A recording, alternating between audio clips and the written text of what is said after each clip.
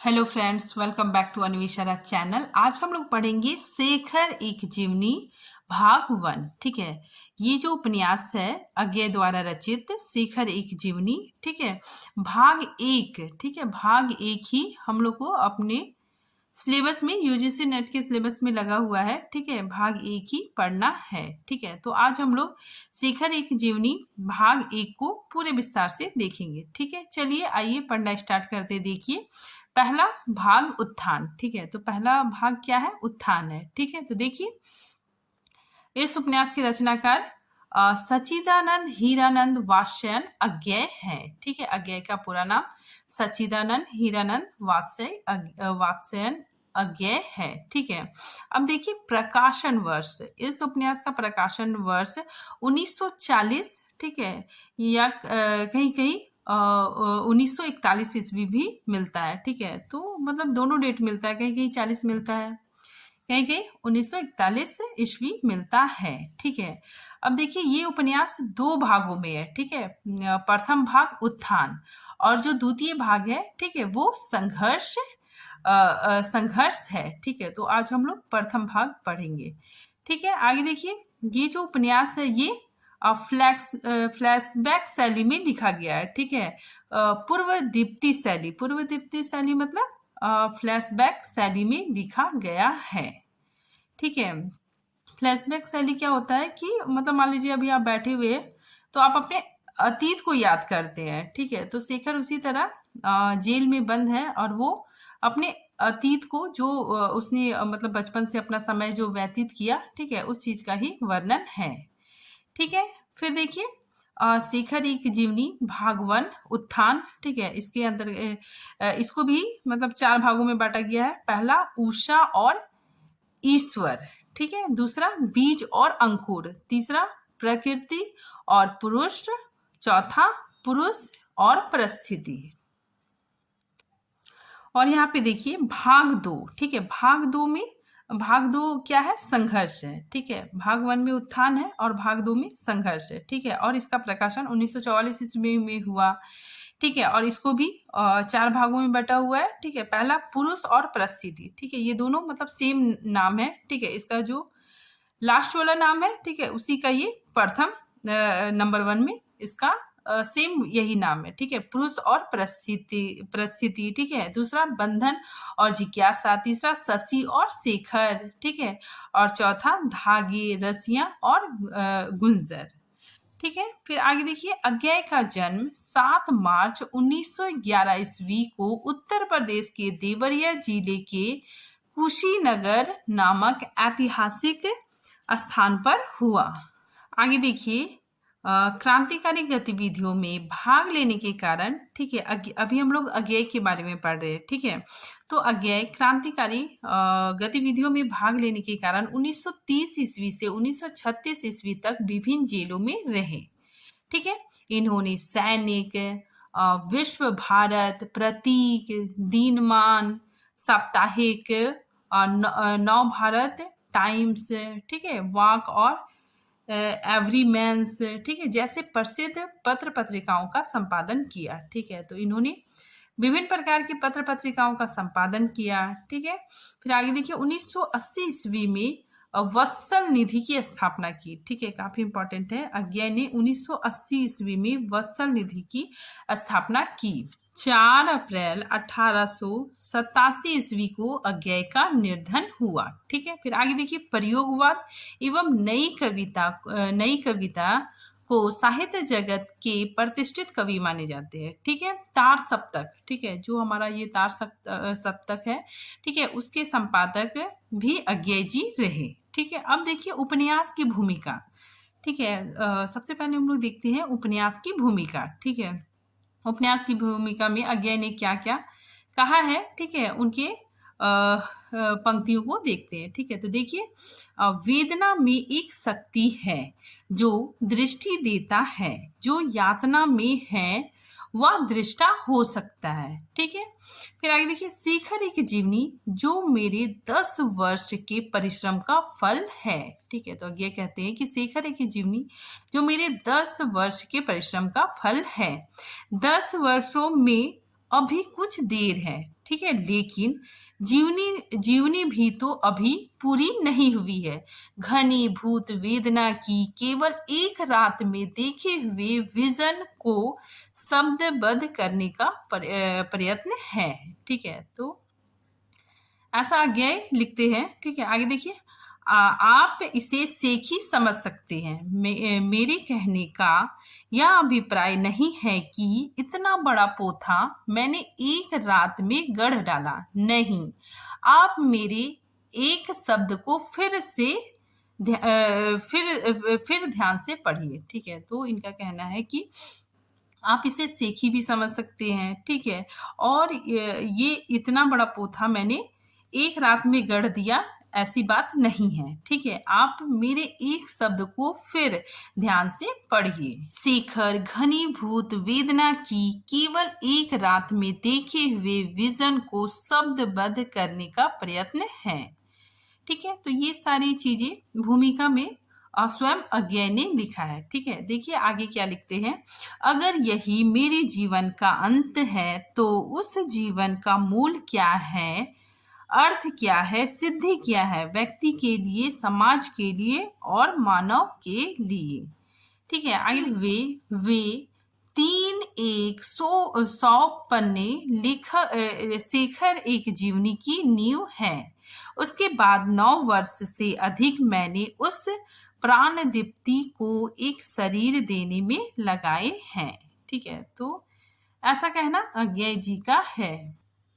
आगे देखिए, क्रांतिकारी अंतोगत्वा एक प्रकार के नियतिवाद होते हैं, लेकिन यह नियतिवाद उन्हें अक्षम और निकम्मा बनाने वाला कोरा भाग्यवाद नहीं होता। वह उन्हें अधिक निमम होकर कार्य करने की प्रेरणा देता है। ठीक है, फिर आगे देखिए, तो संक्षेप में यही शेखर एक जीवनी की बुनियादी की कहानी है।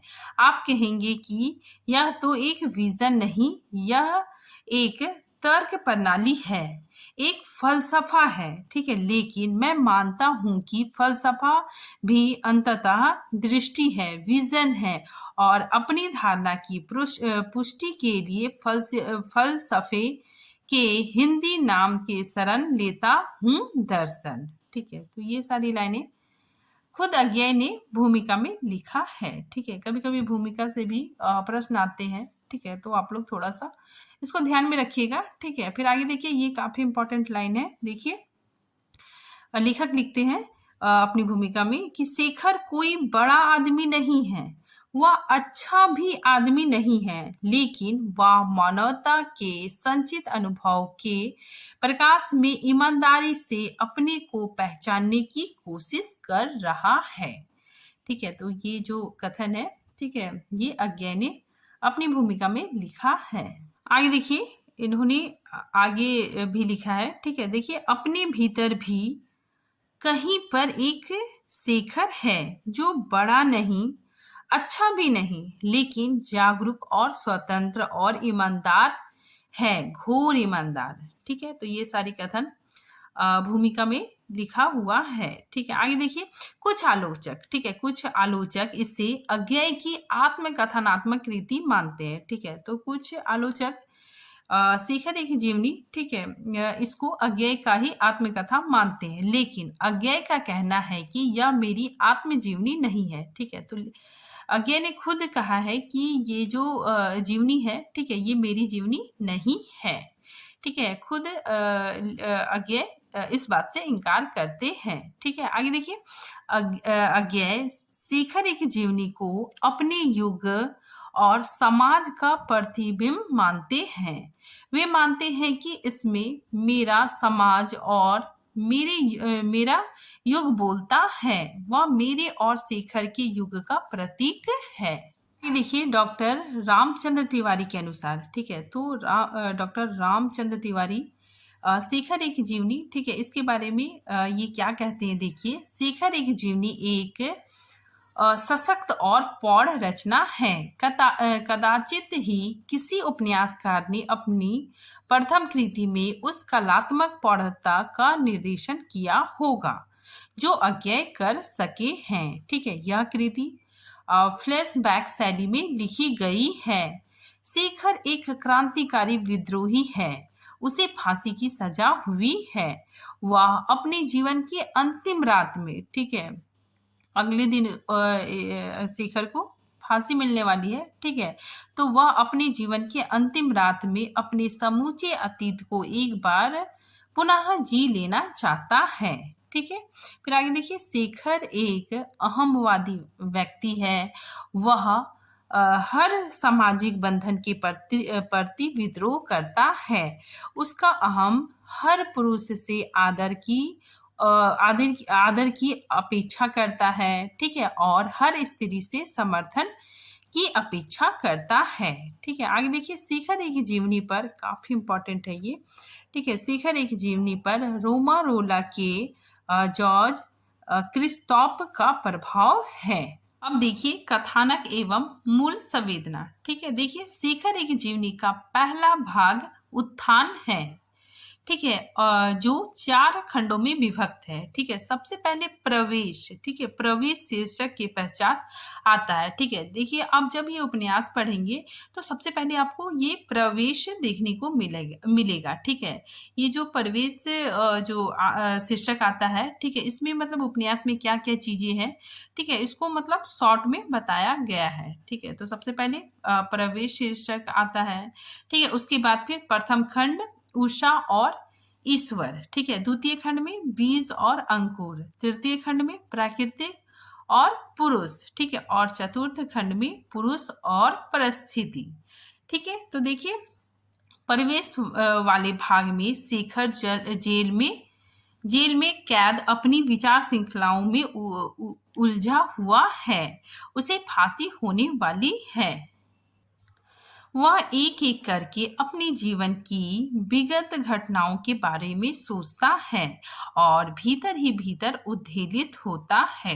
ठीक है, तो वो क्या करता है, अपने जीवन में जो घटनाएं घट चुकी है, ठीक है, अतीत में जो घटनाएं घट चुकी है, ठीक है, उसको याद करता है। ठीक है, आगे देखिए, फांसी की सजा के प्रति वह सोचता है कि फांसी दूसरों को शिक्षा देने के लिए है, पर कैसी शिक्षा है कि जीवन के प्रति आदर भाव सिखाने के लिए उसी की घोर हृदयहीन उपेक्षा का प्रदर्शन किया जाए। ठीक है, तो ऐसा शेखर सोचता है। ठीक है, फिर आगे देखिए, प्रथम भाग में शेखर के जीवन की 17 वर्ष, ठीक है, 17 वर्ष तक की कहानी है, जिसमें वह ईश्वर के प्रति अनास्था और विद्रोही स्वभाव का जीवन जीता है। ठीक है, तो प्रथम भाग में जो शेखर है वो उसका जो 17 वर्ष तक की कहानी है। ठीक है, और इसमें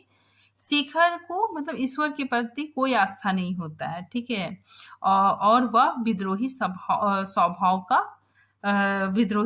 का होता है। ठीक है, सबसे पहले वह अपनी मौसेरी बहन शशि को याद करता है। ठीक है, तो जब वो जेल में बंद होता है, जब वो अतीत के दिनों को याद करता है, ठीक है, तो सबसे पहले वह अपनी मौसेरी बहन शशि को याद करता है।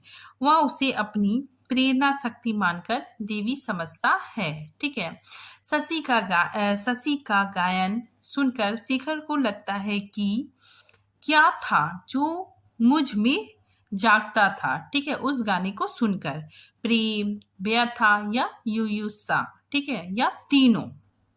ठीक है, आगे देखिए, शेखर शशि के प्रति सम्मोहन को स्वीकार करता है।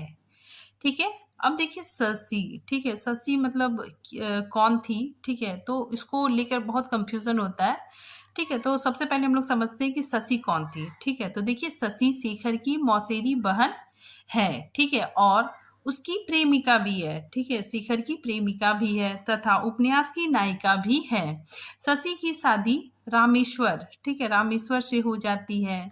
ठीक है, रामेश्वर से हो जाती है, और वह फिर भी शेखर के लिए चिंतित रहती है। शेखर के लिए वह पति से प्रताड़ित होकर, ठीक है, मतलब उसका पति शशि पे शक करने लगता है। ठीक है, उसे बहुत मारता भी है।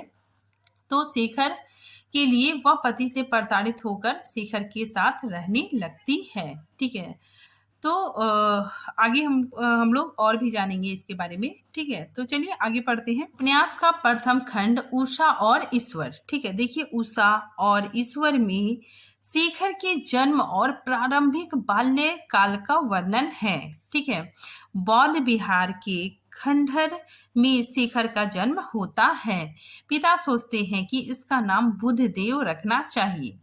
ठीक है, लेकिन माँ कहती है कि मैं इसे टाऊ कहूंगी। ठीक है, मैं इसे टाऊ कहूंगी। आगे देखिए, शेखर 3 वर्ष की आयु में ही अत्यंत गंभीर रहने लगता है। वह हर कार्य के प्रति स्वयं को उत्तरदायी समझता है।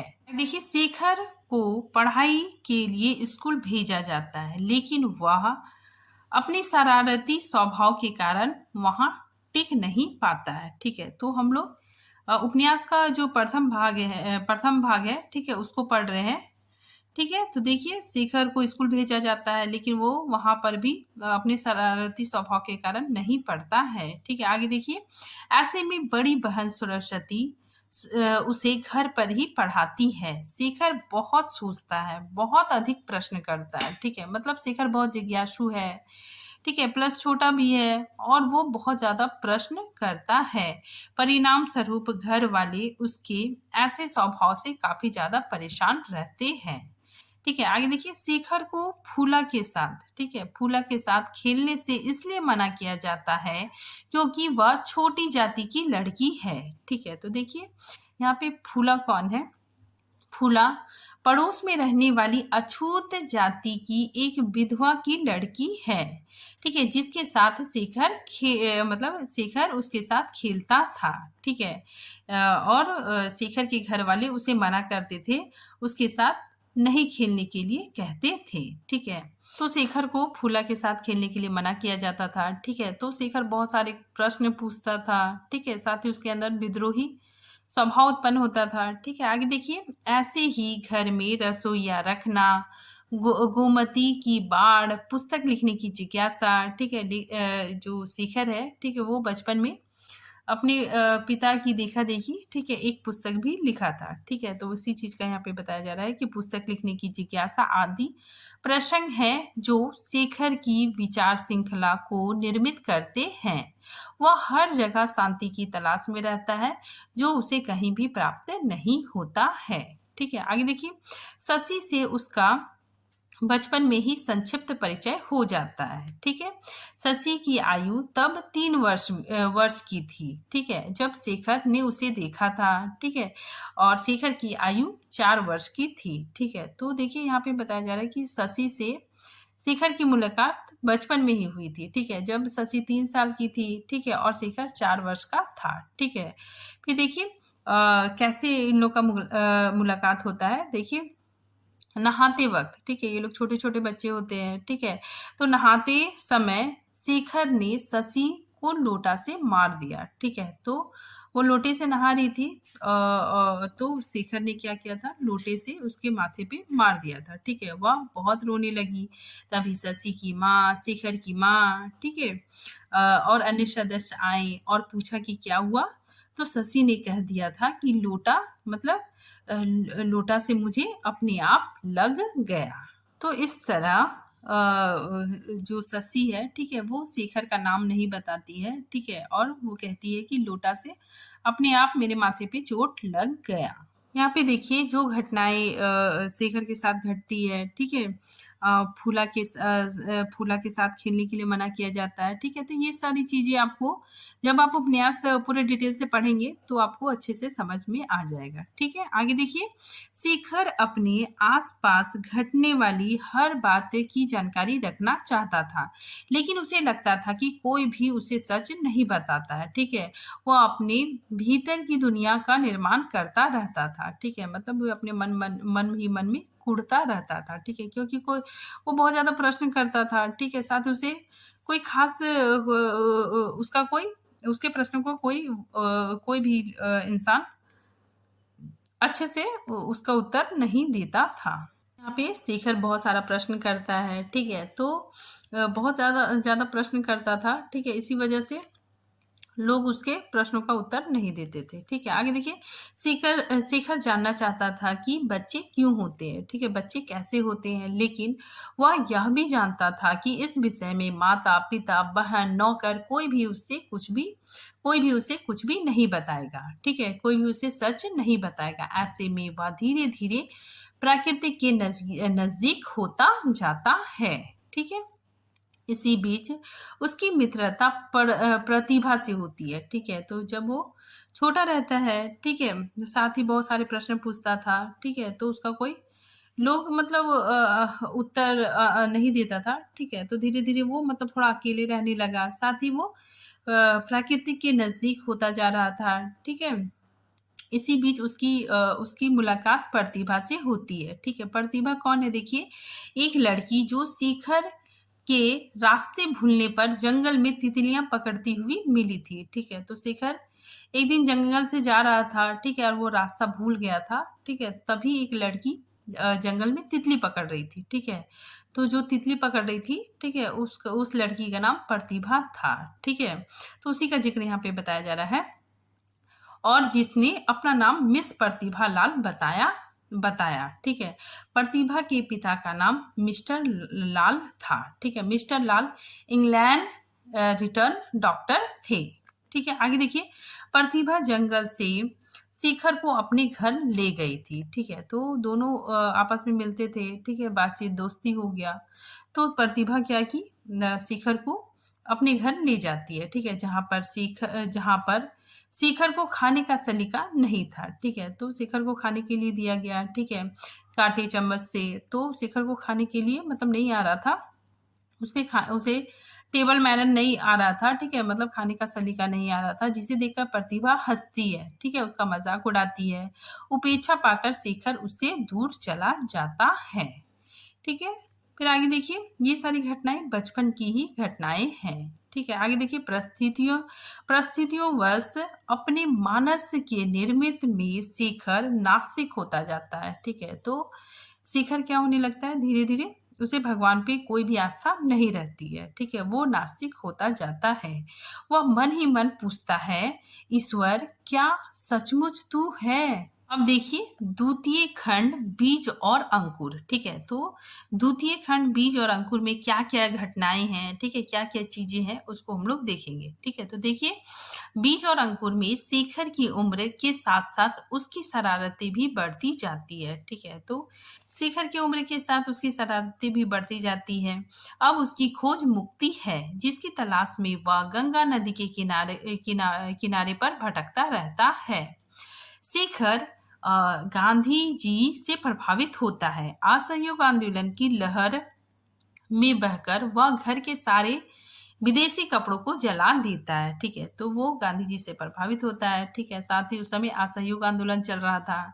ठीक है, इसी वजह से वो क्या करता है, घर के सारे विदेशी कपड़ों को जला देता है। इसके लिए उसे मार भी पड़ती है। वह अंग्रेजी भाषा से भी घृणा करने लगता है। शेखर को सारे रिश्ते नाते बंधन नजर आते हैं। ठीक है, तो शेखर को सारे रिश्ते नाते बंधन नजर आते हैं और वह उससे छुटकारा पाने के लिए छटपटाता रहता है।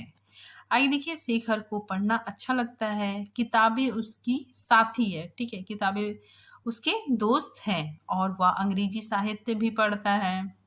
अपने स्वभाव पर विजय पाने के लिए शेखर चोरी करता है। ठीक है, चुगलखोरी करने लगता है। वह लगातार अपने हृदय के विरोधाभासों से लड़ता रहता है और यह महसूस करता है कि जीवन के प्रति उसका दृष्टिकोण सहज नहीं है। देखिए, तृतीय खंड प्राकृतिक और पुरुष।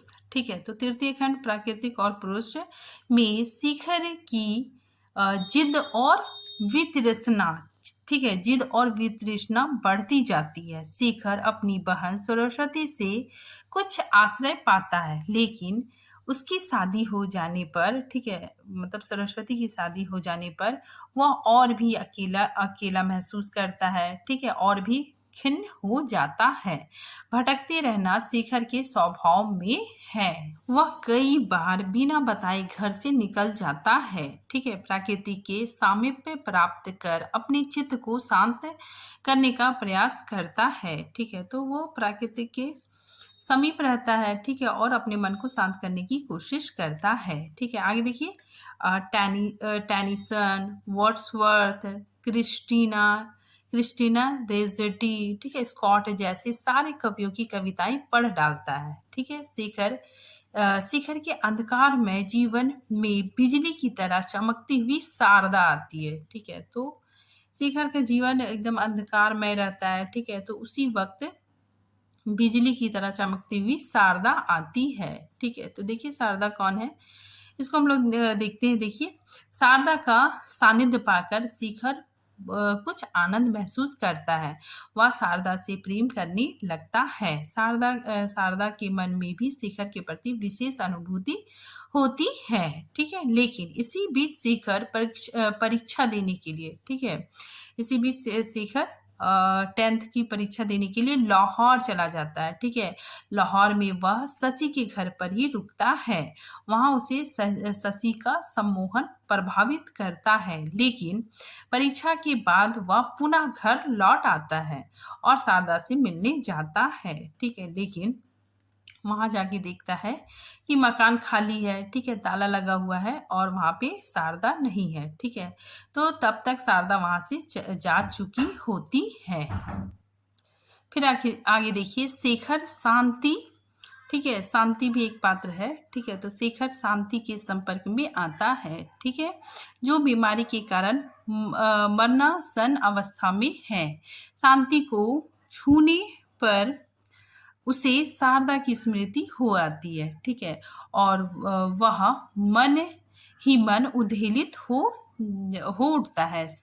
उठता है और शांति की मृत्यु पर भी वह उसे देखने नहीं जाता है। ठीक है, तो देखिए यहाँ पे शारदा चली जाती है। उसके बाद फिर शेखर की मुलाकात शांति, ठीक है, शांति नामक लड़की से होती है। ठीक है, जो जिसे बीमारी होती है। ठीक है, और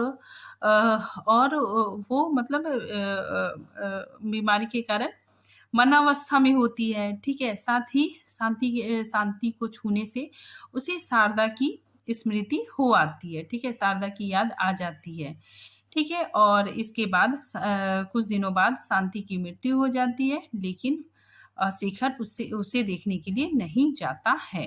ठीक है, आगे देखिए चतुर्थखंड पुरुष और परिस्थिति। ठीक है, तो चतुर्थखंड में पुरुष और परिस्थिति में शेखर कॉलेज की पढ़ाई के लिए मद्रास आ जाता है। ठीक है, और इस बड़े शहर में आकर वह और अधिक अकेलापन महसूस करने लगता है। ठीक है, बच्चों का जन्म कैसे होता है, एक पुस्तक में यह जान लेने के बाद शेखर को इस कर्म से और हर स्त्री से घृणा हो जाती है, लेकिन उसे यह भी लगता है कि संसार स्त्रियों के बिना नहीं चल सकता। ठीक है, आगे देखिए हॉस्टल में रहते हुए कुमार, ठीक है, कुमार उसका मित्र बनता है। ठीक है, कुमार बहुत ही स्वार्थी होता है। शेखर का पैसा खत्म होते ही कुमार उससे दूर हो जाता है। ठीक है, तो जो कुमार है वो मतलब पैसे के लिए ही दोस्ती करता है। ठीक है, साथ ही बहुत स्वार्थी होता है। जब तक शेखर के पास पैसे होते हैं तब तक वो उससे दोस्ती करता है। जब शेखर के पास पैसे नहीं होते हैं, ठीक है, तो वो उससे दूर चला जाता है। ठीक है, आगे देखिए अपने ब्राह्मण हॉस्टल के परिवेश से तंग आकर शेखर अछूत जाति के हॉस्टल में रहने चला जाता है। ठीक है, वहां शेखर सदाशिव, राघवन और देवदास की सहायता से जागरण अभियान चलाता है। ठीक है, तो ये जो इसके 3 मित्र बनते हैं। ठीक है, काफी इंपॉर्टेंट है, पूछा जाता है। ठीक है, सदाशिव, राघवन और देवदास। ठीक है, और ये लोग मिलकर एंटीगोनम क्लब नाम देते हैं। ठीक है, देखिए उसके इस अभियान एंटीगोनम क्लब नाम दिया जाता है। उसके इस अभियान को, ठीक है, उसके इस अभियान को एंटीगोनम क्लब नाम दिया जाता है। शेखर अछूत बस्ती के बच्चे को मुफ्त रात्रि पाठशाला में पढ़ाने लगता है। वह सोचता है कि आजीवन अविवाहित रहकर इन्हीं लोगों का सेवा करूंगा। ठीक है, लेकिन धीरे धीरे इस माहौल से भी उसका जी भर जाता है। ठीक है, इसी कारण इसका कारण उसका अस्थिर मन है जो उसे कहीं भी टिकने नहीं देता है। ठीक है, तो धीरे धीरे उसको इस माहौल से भी उबाऊपन लगने लगता है। ठीक है, इसका मेन रीजन क्या है? उसका अस्थिर मन, ठीक है, जो उसे कहीं भी टिकने नहीं देता है। ठीक है, आगे देखिए, शेखर का मित्र सदाशिव उसे पढ़ाई करने के लिए अपने घर, ठीक है, बावनकोर त्रिवेंद्रम चलने को कहता है। ठीक है, तो जो शेखर का दोस्त है सदाशिव, ठीक है, वो उसे वावनकोर त्रिवेंद्रम चलने के लिए कहता है। ठीक है, शेखर को याद आ जाता है कि यह शारदा का जन्म स्थान है और वो वहां पे चला जाता है। ठीक है, वहां रहते एक दिन वह शारदा से मिल लेता है। वह पूर्व स्मृति से शारदा को कहता है कि कहो कि तुम मुझे प्यार करती हो। ठीक है, शारदा कहती है कि तुम्हें प्यार, मुझे खेद है कि मैंने तुमसे कभी बात भी की। ठीक है, तो शेखर उससे पूछता है, ठीक है, कि क्या तुम मुझसे प्यार करती हो? तो शारदा कहती है कि तुम्हें प्यार, मुझे खेद है कि मैंने तुमसे कभी बात भी की। ठीक है, तो शेखर क्या होता है, शारदा द्वारा ठुकराए जाने के बाद शेखर पुनः मद्रास लौट आता है। ठीक है, तो शेखर पुनः मद्रास लौट आता है। ठीक है, अब देखिए उपन्यास के प्रमुख पात्र। ठीक है, तो उपन्यास में प्रमुख पात्र कौन कौन है? ठीक है, इस चीज को हम लोग देखते हैं। ठीक है, सबसे पहले शेखर। शेखर उपन्यास का कथानायक है। ठीक है, बंधनों से मुक्ति की चाह रखने वाला वह विद्रोही स्वभाव का व्यक्ति है। ठीक है, नेक्स्ट देखिए सरस्वती। सरस्वती शेखर की सगी बहन, प्रेरक और गुरु है। ठीक है, आगे देखिए शारदा। शारदा एक मद्रासी युवती है।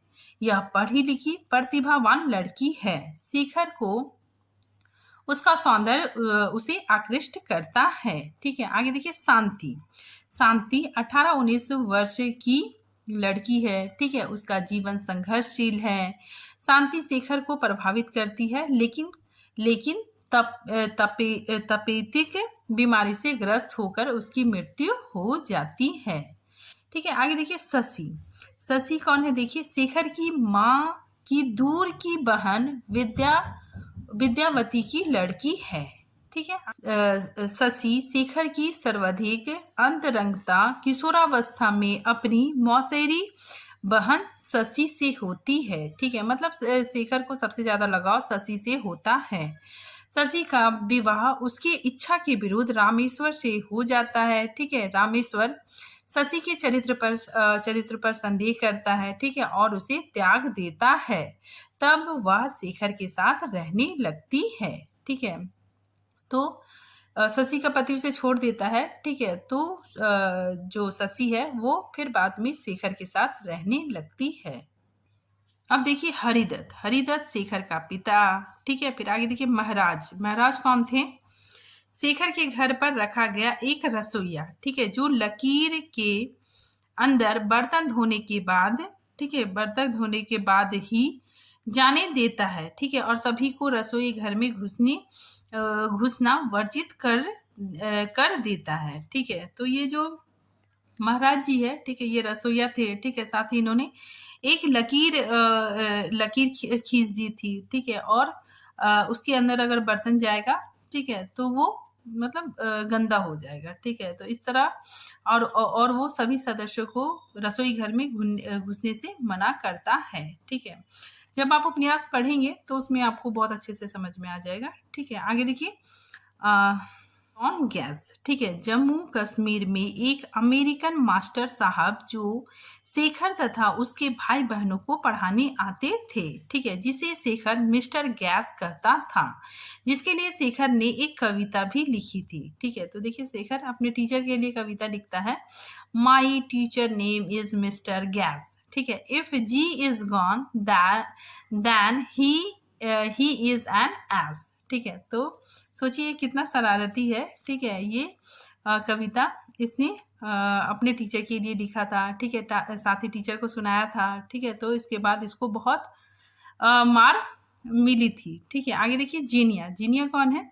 शेखर के घर की आया, जो घर का झाड़ू पोछा करने आती थी। ठीक है, जो रसोई में घुसकर रसोई रसोइया के सामने नाचा करती थी। ठीक है, एक कश्मीरी थी। ठीक है, ये युवती एक कश्मीरी थी। ठीक है, आगे देखिए तैमूर। तैमूर कौन था? एक कुत्ता। ठीक है, एक कुत्ते का नाम तैमूर था जिसे शेखर प्यार करता था। ठीक है, इस कुत्ते को शेखर प्यार करता था। आगे देखिए गणेशी। गणेशी डोम जाति का व्यक्ति था जो शेखर के पिता की देखरेख में कूली का काम करता है। ठीक है, फिर आगे देखिए अति। ठीक है, शेखर के घर की नौकरानी जो कमला। कमला कौन थी? शेखर की छोटी बहन। ठीक है, कमला को खिलाती है। ठीक है, और सदा हंसती रहती थी और इसकी आयु 20 वर्ष की है। अब देखिए रामचंद्र शेखर। ठीक है, ये कौन थे? ये शेखर के मामा जो फौज में भर्ती थे। ठीक है, नेक्स्ट देखिए फूला।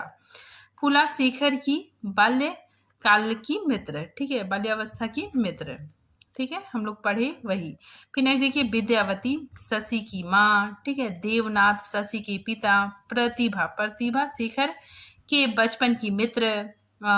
सरलाल प्रतिभा के पिता। ठीक है, आगे देखिए कुमार ब्राह्मण हॉस्टल का स्वार्थी मित्र। ठीक है, फिर आगे देखिए सदाशिव राघवन देवदास ये अछूत जाति के हॉस्टल के मित्र थे।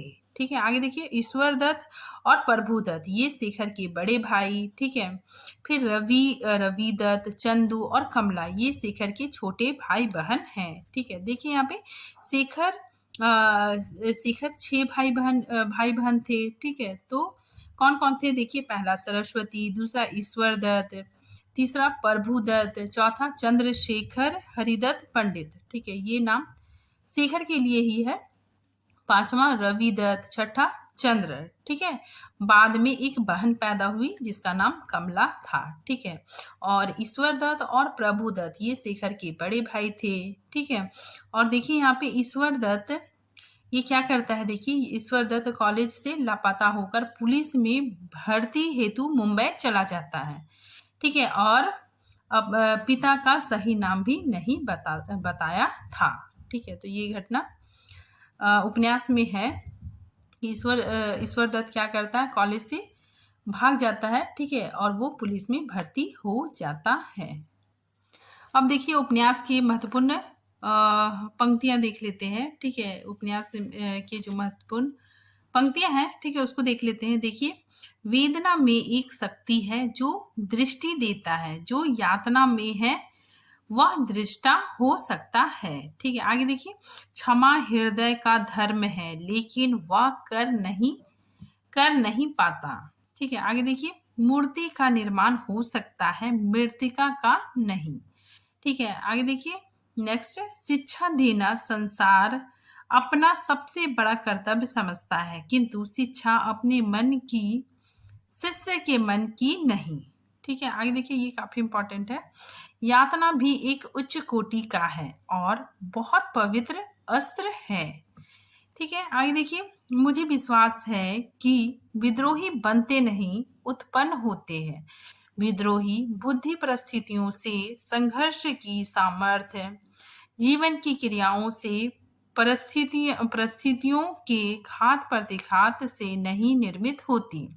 वह आत्मा का कृत्रिम परिवेश नहीं है, उसका अभिन्नतम अंग है। ठीक है, तो ये सारी चीजें उपन्यास की महत्वपूर्ण पंक्तियों के अंतर्गत भी पूछा जाता है। ठीक है, एग्जाम में।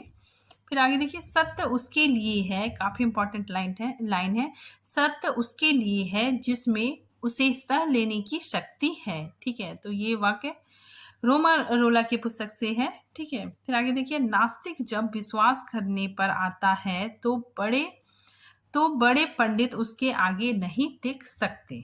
ठीक है, फिर नेक्स्ट देखिए साहित्य का निर्माण मानव जीवित मृत्यु का आह्वान है। ठीक है, तो आज ये टॉपिक यहीं पे खत्म होता है। ठीक है, क्योंकि वीडियो काफी लंबा हो रहा है, तो मिलते हैं नेक्स्ट टॉपिक के साथ। तब तक के लिए थैंक यू।